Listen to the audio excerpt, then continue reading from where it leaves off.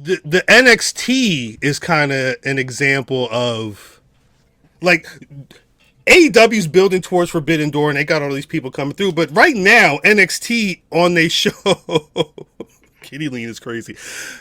On their show, you got former AEW, former whatever motherfuckers coming in and straight up demanding contracts to fight the number one guy in the building. You got whole champions from other shows randomly showing up to face.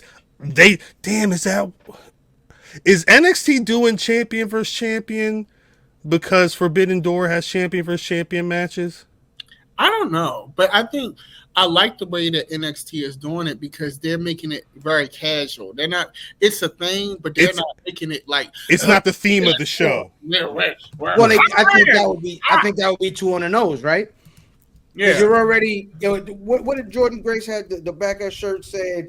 It was it NXTNA? Is that what it said on the back? Yeah, yeah. That is Forbidden Door flavored. Yes, you know what I'm saying. It's very smart. It's very. So everything else can't be so on the nose.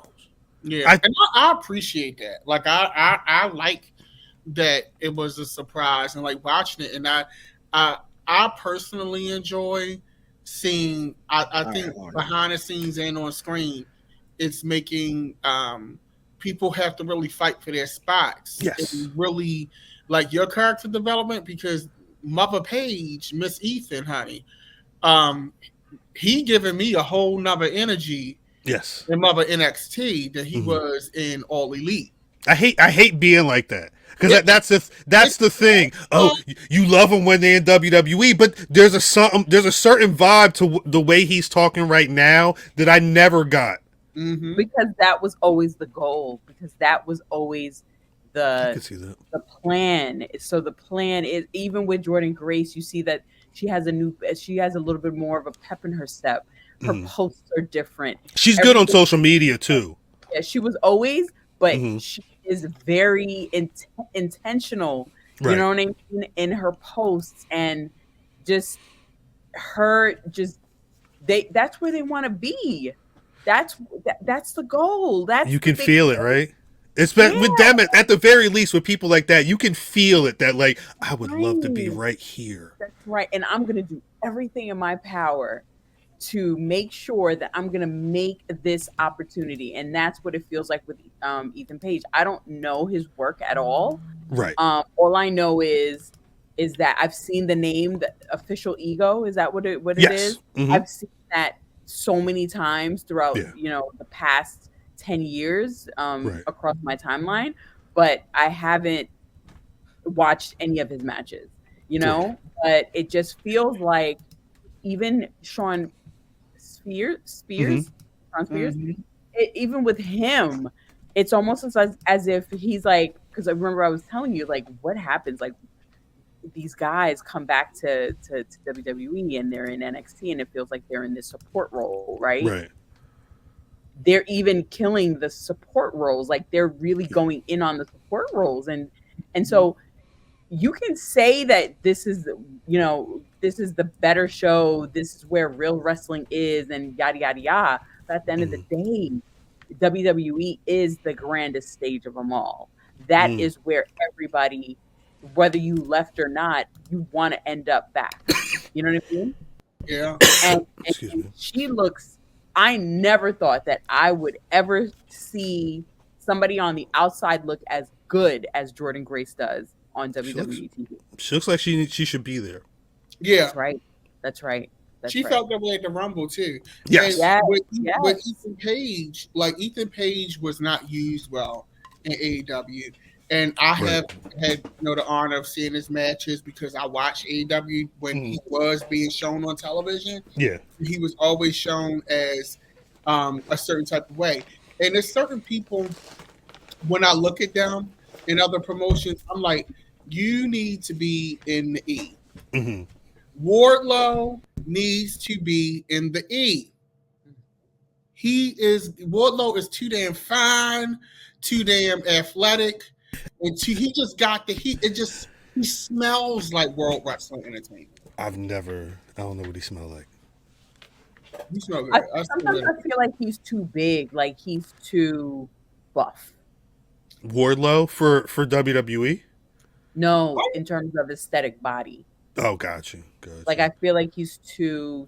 I felt like that with Hobbs at one point. I felt like they were too big down but there. But that's just perception. Because they're like they're Willow and they're a flippy. They're more flippy down there, and they're not as big in AEW. So it's anytime a Hobbs or Wardlow, hell, the Dynasty Luchasaurus or Killshot, whatever his name is, they look almost out of Miro. They look out of place because everybody else is Orange Cassidy's and Darby Allin's and Young Buck size. Ricky Starks, no disrespect, but it's a lot. It's genuinely smaller statured people down there. So yeah, those people. Every time I see one of those people that's a big bruiser, it's like WWE. Why didn't WWE want you? Right. Miro need to go ahead and back too. Even the Acclaim, like I think the Acclaim belong in NXT. I think the old Acclaim, I feel like belonged in NXT. They give NXT like 1000%. I don't know main roster. I feel like main roster they may get lost. I feel like that rap gimmick may not hit on the main roster, but I feel like in NXT it will hit. The rap gimmick would feel. I mean, you've got R-Truth still rapping. I don't know. That already feels old. So, but the thing with R-Truth, I think the different thing is like R-Truth is R-Truth. Like the comedy is R-Truth is what that character is. Like the rap part is just sprinkles. I feel like with, it's a couple of the other guys over there, like the rap is the thing. And I don't think the rap can be the thing. Yeah.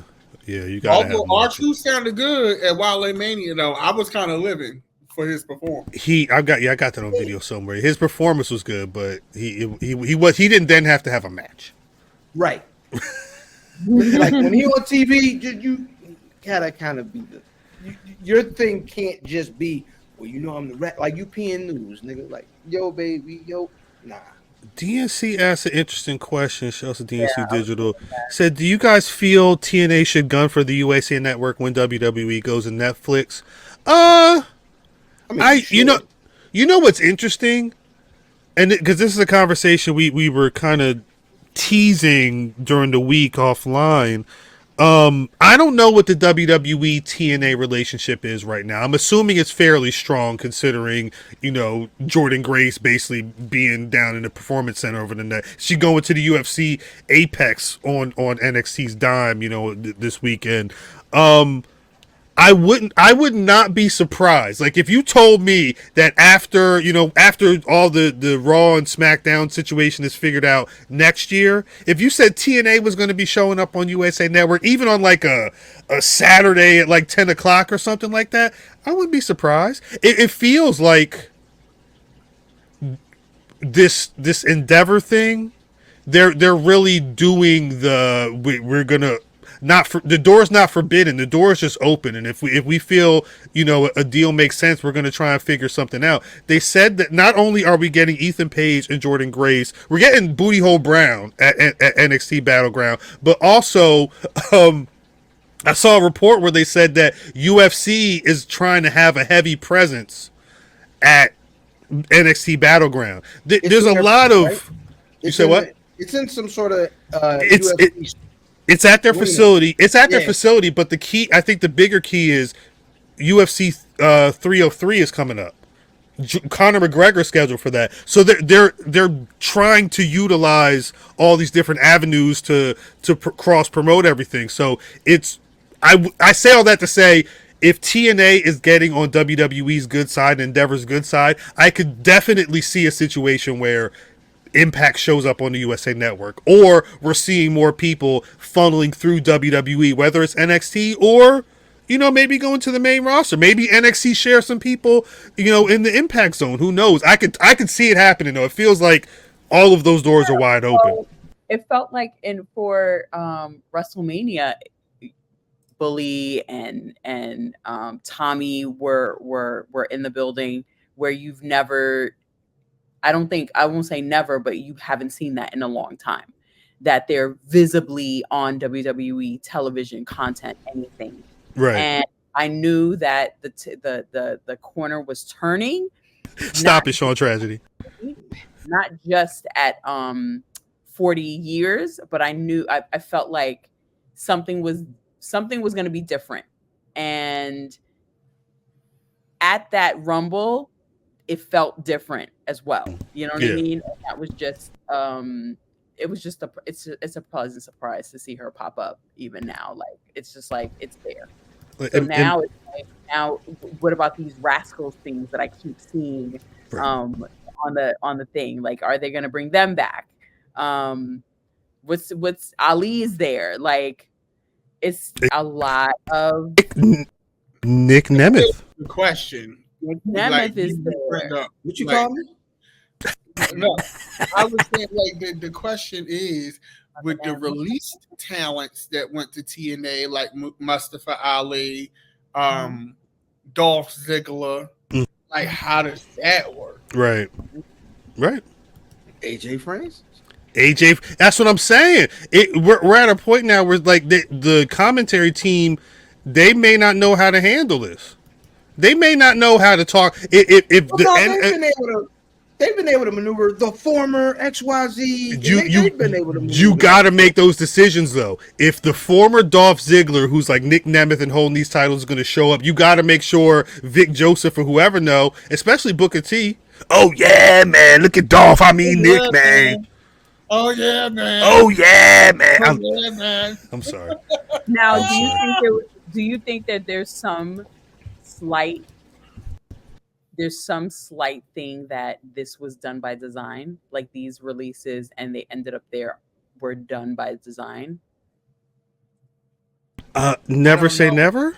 I would say, for the most part, the ones we know about anyway, like the big names like Nick Nemeth and AJ and Mustafa Ali, is things had been sour for quite some time with all of those folks. True. So I don't know if I think this is just a happenstance for real.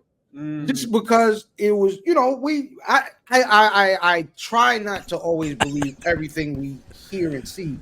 Right. But like, sometimes it's obvious, like, all right, this nigga ain't being used. Like when they talked about bringing Dolph back, but you can be a jobber. Like some of that stuff, I think those folks had run their courses.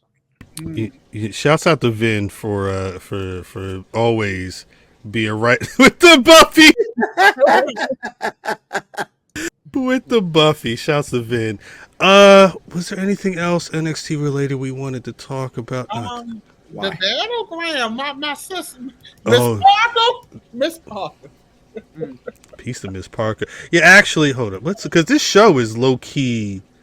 I'm not saying I don't. I try and catch the NXT shows when I can, but this feeling like a little banger right here. Yeah, like the women's, like NXT for me is the place for lady wrestling in WWE. Where they just are like Jada Parker. First of all, she did not have to eat Mia Yim up like that on the mic. Yes, she did. She had to. She ate her up. Like, why she eat her up like that? She said, "This is not black and gold." Right? She's like, "This is not black and gold.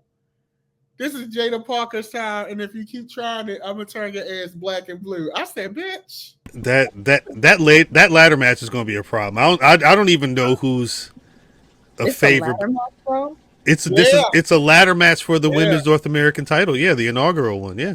But I think that's a great tradition because the first men's North American was a ladder match. They be doing them ladder matches for that as well. They also have the triple threat for the NXT North American title with Obafemi defending against Wesley and Joe Coffey. Those they've been building to that. I think that'll be a dope one.